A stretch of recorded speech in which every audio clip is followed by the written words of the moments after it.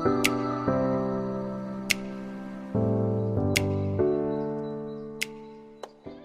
guys, how's it going? I'm back here with another video, and before we actually get into the video, I wanted to show the end product. So this is kind of what I'm going to be building. You can see we're displaying a bunch of items in our screen, as you can see, and there's actually many different items that we're displaying. However, we're only showing 10 per page, and if I want to see 10 more, I can click on this. It will go like show the next ones, and if I click next, it will go and show more. If I click previous, you can see everything is working. We can move through all the pages, and this is basically an example of pagination. So let's actually get into the video, and yeah. Hey guys, how's it going? I'm back here with another video, and today I decided to make a video where I'm going to teach you guys how to create kind of pagination in React.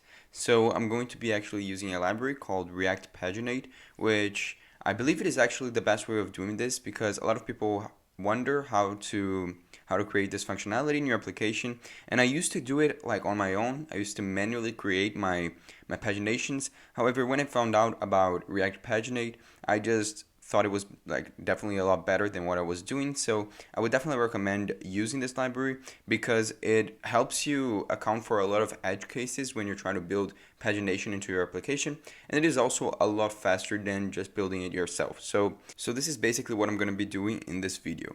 So you can see right here that we have this example project. I have this kind of React application here, which it's basically just a bunch of users, and each user has a name, like a first name, a last name, and an email, right? And currently we have 30 users. So where did I get these users from? Well, you can see here in my application, I already have a bit of it built, but this is just so you guys can see it, understand kind of the underlining of everything that we're going to be doing. So basically, I just downloaded this fake data over here. You can see it's a JSON file. If you want to check out how to download fake data, I'm going to leave a link in the description. It is a website really cool where you can just download how many, download different JSON files with data that is completely made up so that you can use as an example, right? So I downloaded here 1,000 different examples of users, and each user contains a first name, a last name, and an email, and also more, but we're only going to be using those 3 items. And this is the important part, right? Imagine that we actually had here, I created a state called users, as you can see, and I'm just passing the array of users inside of here. But since it is 1,000 users, I don't want to display 1,000 users in the same page, right? Currently I'm just displaying 30, but imagine if we wanted to display 500. That's going to definitely slow down my computer. You can see that now the scroll bar is like a lot smaller because it's a lot of users, and we don't want to see all those users in the same page. So one thing that we can do to fix this is create pagination. So for this example, we're only going to be actually using 50 users, but we're going to paginate it into 5 different pages, because each page will display 10 users. And this is basically where we're going to be starting from. You can choose how many users or how many items you want per page, but for now I'm just going to display 50, and per page I'm going to display 10. So what is the first thing that we do? Well, the first thing we actually have to do is we need to install the package. So the package, in order to be installed, you can come over here. I actually already installed it, but if you want, you just write yarn add React-Paginate, like this. Or if you're using npm, you can just write npm install React-Paginate, and it will work. You just wait for it to install and come back. So now that the package has been installed, we want to import this package into our application. So I'm going to import a component. So let's call it React-Paginate from the React-Paginate library, like this. So now we have this component imported. However, we're going to basically not touch this for now. We're going to build all the, like the backend, not the actual backend, but like all the other stuff that we have to build before we actually show our pagination. Why? Because basically, think about this. All the logic behind which users you're displaying in the screen, what like items you're displaying in the screen, this is going to be done by us. What React-Paginate does is it allows you to very easily create those buttons at the bottom where you can kind of like move from one page to another. So as you saw from the example in the beginning, that is exactly what we're going to be building.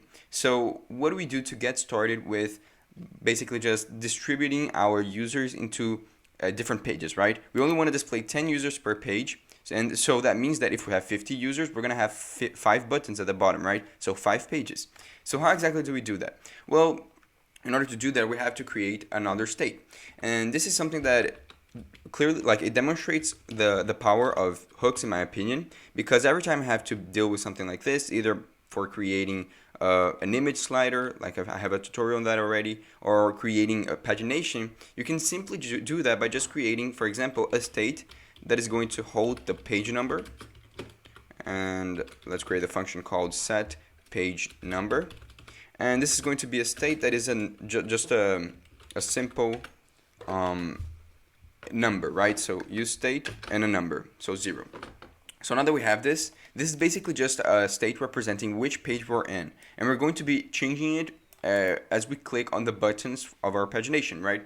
So now we start writing our logic. What is the first piece of information that we actually need, right? We want to describe how many users we want per page, right? So let's, for now, create a state over here called users per page. And I want to set it equal to 10, but you can set it equal to whatever you want. I'm just going to set it equal to 10. And now we have to create a variable that is going to store kind of like the pages we've visited so far, right? That's the number of pages we visited so far. You can call it whatever you want. I'm going to create a variable called pages visited. And basically what this variable will be is equal to the current page number. So we can just say it's equal to page number times the users per page, right? Because if we are in page 4, then each page has 10 items, then that means that we have seen 40 users, right? So this is basically the idea. And now comes the part where we actually decide how many items we're going to display per page, or what items we're going to display per page. So what do we do here? Well, we're actually going to create a function which it's going to return like the users. We're not going to write the logic for mapping through the users over here, but we're going to write it in a function, and then we're going to call the function inside of our return statement, right? So what happens is we're going to come over here and let's create a function called display users. Display users. And you can call it whatever you want depending on what your project is about. But basically what this function will do is it will first of all slice through the users. And when I say slices, we're going to use the same function that I used here, slice, which we can choose how many, like from which user to which user we're going to display, right? Over here, we're only displaying the first 50 users. But we're going to be changing this values over here as we go through the pages, right? So we can just say users.slice, and here we have to pass the two variables that are going to be constantly changing, and we're going to change the values for those variables as we go through the pagination, right? So the two variables that we want is, first of all, the pages visited, because, for example, imagine that we are in the 4th page, right? There's 5 pages. 4th page means that we have seen 40 users. Basically, that means that we want to show the 5th page starting at the pages visited, right? So we want the pages visited to be the first element in the slice. And then the second element will be just the pages visited plus the users per page, because let's think about this again. We are in the 4th page, right? We're in the 4th page. We basically want to display the items from 40 to 50, right? So this means that 40 will be equal to pages visited because we've been to 40 items. And 50 will be equal to pages visited, which is 40, plus how many users we want to display per page, which is 10. So that means 50, right? And this is basically the logic behind displaying the users in each page. And after we're done with this, we want to basically just map through each item. And for each item, we're going to grab a user, right? Because this is an array, so each user contains, as I showed before, and as we did over here, each user contains a first name, a last name, and an email. So what I can do is I can just come over here, and I'm going to grab a user. And for each user, I want to basically just write the same logic over here. I just want to just return this div over here containing an h3, a div, this kind of stuff, right? So this over here is just a function which first slices through the correct users that we want to display, and then it maps through those users and just display them in our screen. So instead of showing this like we were doing before, we can just come over here and actually just call the function. So do it something like this, display users. And now this should actually show the correct users. Let's check to see if this is kind of working. Let's refresh our page. You can see that now, despite showing, like we're actually showing only 10 users, right? So 1, 2, 3, 4, 5, 6, 7, 8, 9. Yeah, this is the correct 9, 10 actually. I forgot to count the last one. But now we are actually just displaying 10 users, which is exactly what we did. And the reason why we're only displaying 10 users is because of this logic right here. But this isn't all, right? We actually aren't seeing any of the buttons at the bottom, which is actually the important part. Traversing through all the pages, that's the important part of pagination, right? So what do we do to fix that? Well, we already have all of the different stuff that we need to kind of define before working with pagination. So now what we can do is we can just implement our React-Paginate component into our application, and it will do most of the work for us. So to do that, we're going to come over here and we're going to call the React-Paginate component. So let's just create React-Paginate, and let's save this and just put this like down here, because we're going to basically just be writing stuff. And I actually want to delete this. We're going to pass a bunch of different properties inside of our React-Paginate component, which comes already with the library. I'm going to leave a link to kind of like the documentations for this library in the description. So if you want to check it out, you can add more stuff that I'm going to add over here. There's many things that you can do with it, but I'm just going to write very simply a very simple example of how to work with pagination. So the first thing that we want to do is we want to define the label for the previous button. So as you saw in the beginning of the video, for a pagination to like a pagination example, usually have the buttons for individual pages, and then there's a button that you can click to go to the previous page, and a button that you want to click to go to the next page.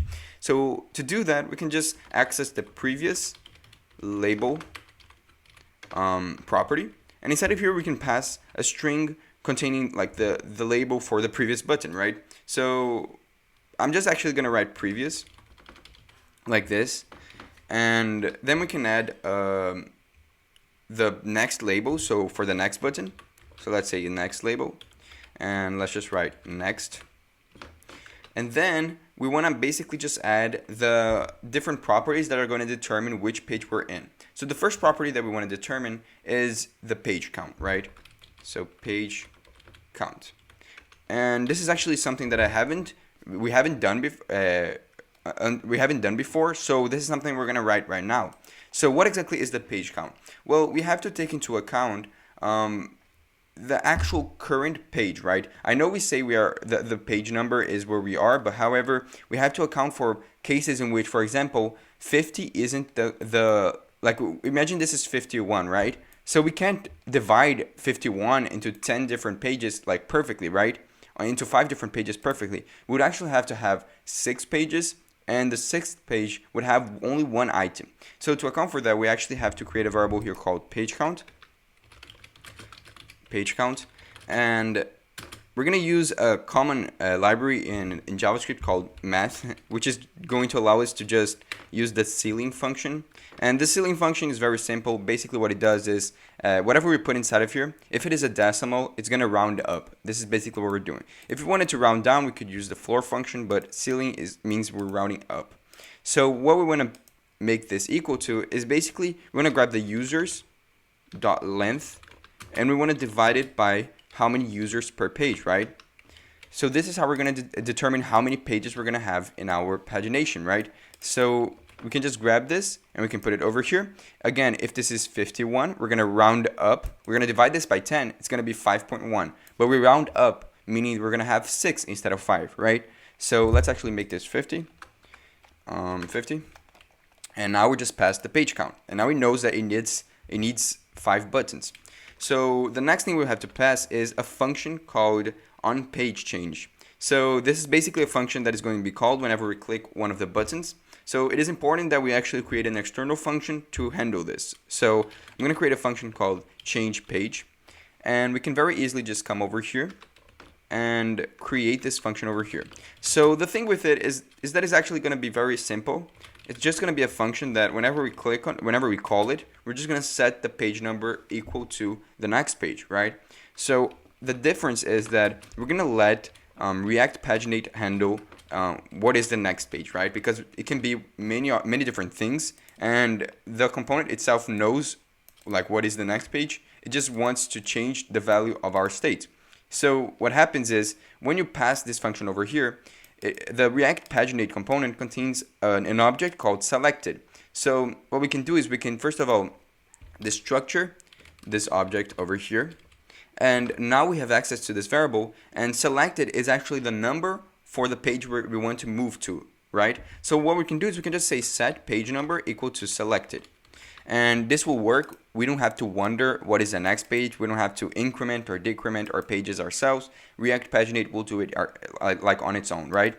So this is all for the function, and now this is basically all.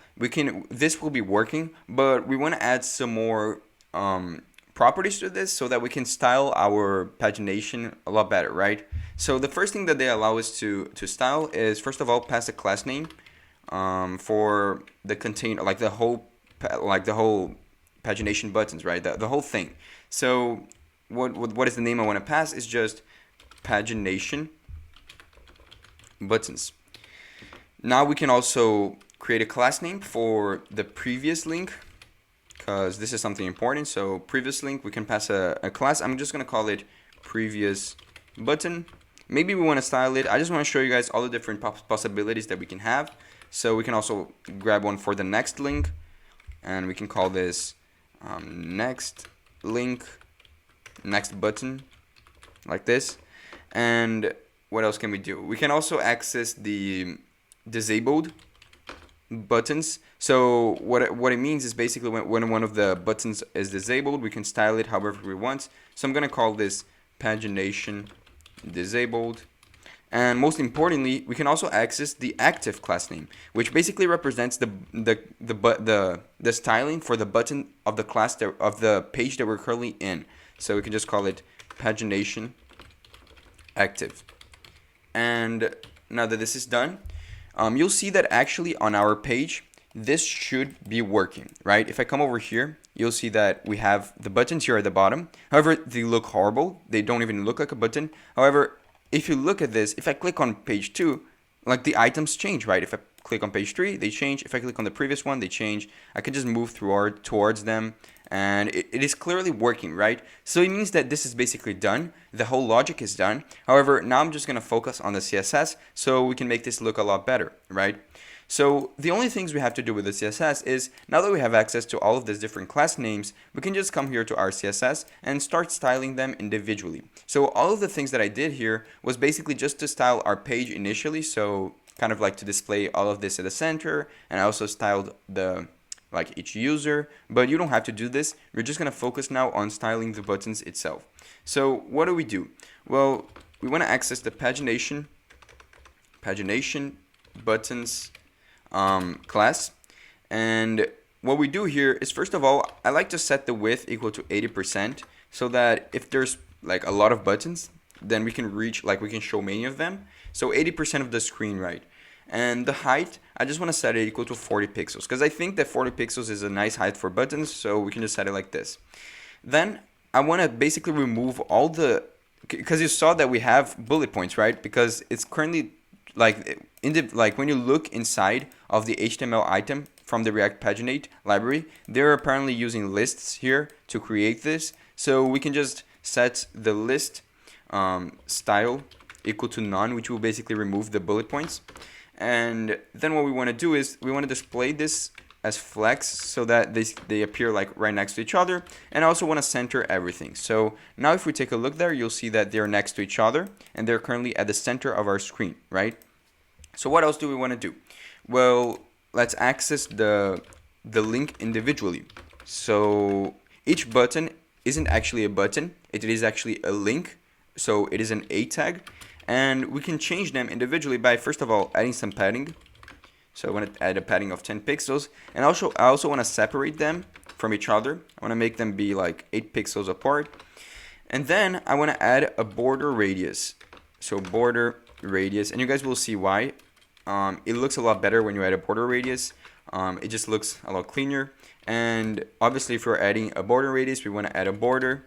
So let's add a border, which is 1 pixel solid. And I want to add this color over here, which is kind of like a blue color. And if you want, you can choose the color yourself. But if you want, this is the hexadecimal for this color. And then the color of the text inside of it, I also want it to be the same color as the border, so it looks a lot cleaner. And finally, I want the cursor to be pointer, because when I hover over it, I want my cursor to change. So let's take a look how it looks now. You can see that it looks a lot better. And when I hover over the button, my cursor changes to a pointer, right? So now that we have this done, we just want to write the very last small things that we want to add to our CSS. So the first thing is I want to basically, when I hover over the link, I also want to change the background color to blue, right? So if I say pagination a hover, I want to first of all set the color of the text equal to white, and I also want to set the background color equal to the same color that we have over here, because I like this kind of this effect, right? So if I hover over this, it kind of inverts, right? So I just like how this looks. And now what can we do? Well, we can now access the pagination active, which is remember, it is the class that refers to the object that is currently active.